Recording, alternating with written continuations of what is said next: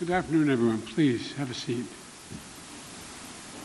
Mr. President, 6 decades ago, when Kenya declared its independence, President Lyndon Baines Johnson wrote a letter from our nation to yours, and he said, "May the responsibilities of freedom wake the best that is in you."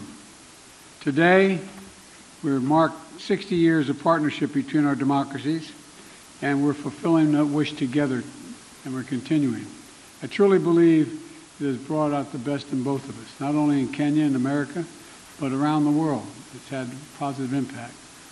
But through our partnership, we're continuing to meet our responsibilities in 4 key areas.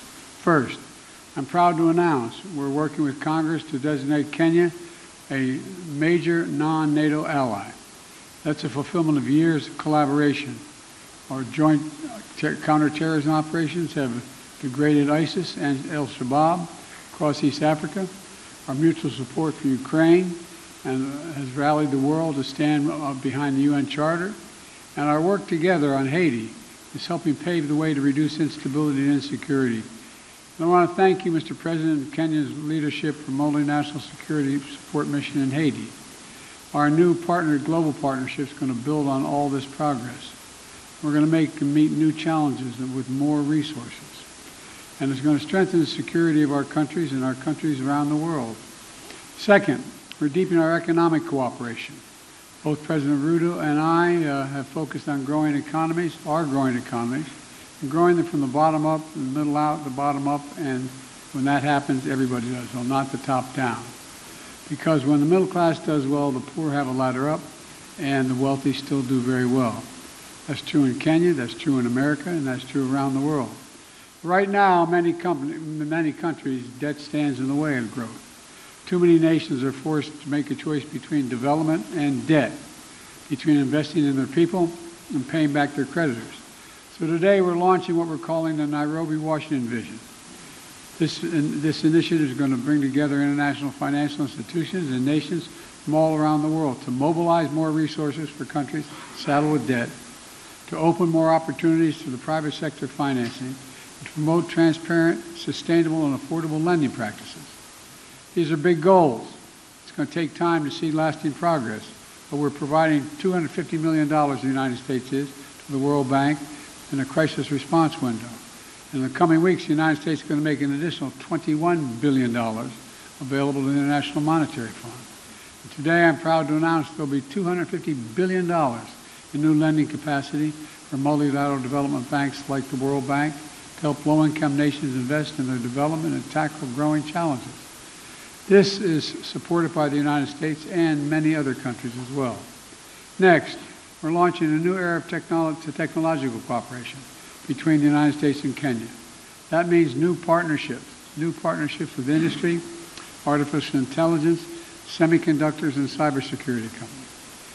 New initiatives to expand affordable internet all across East Africa.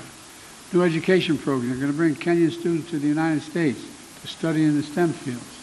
And I'm proud to announce that I'm working with Congress to make Kenya the first country in Africa to receive funding through the CHIPS and Science Act, which has served us well.